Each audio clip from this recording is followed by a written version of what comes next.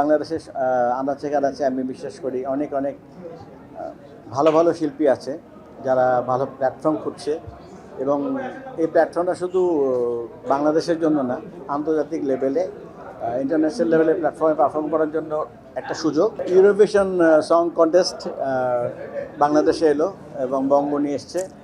এনটিভির মাধ্যমে আপনারা সবাই দেখবেন।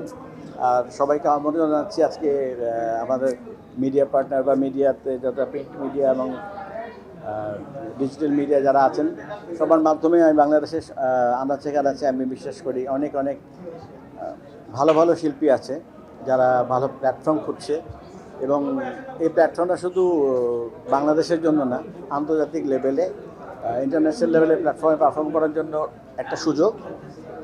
এবং আপনারা সবাই ভালো ভালো গান পাঠান খুব তাড়াতাড়ি।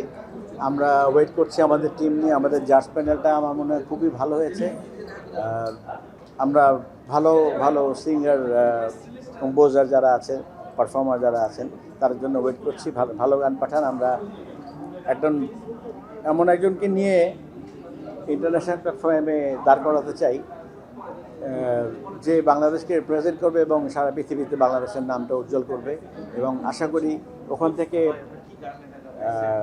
ইউরোপে গিয়ে ফাইনাল রাউন্ডেও অ্যাটেন্ড করতে পারবে এবং আশা করি চ্যাম্পিয়নও হয়ে যেতে পারে। একটা ভালো সুযোগ আছে সব শিল্পীর জন্য। সবার প্রতি আমন্ত্রণ জানাচ্ছি।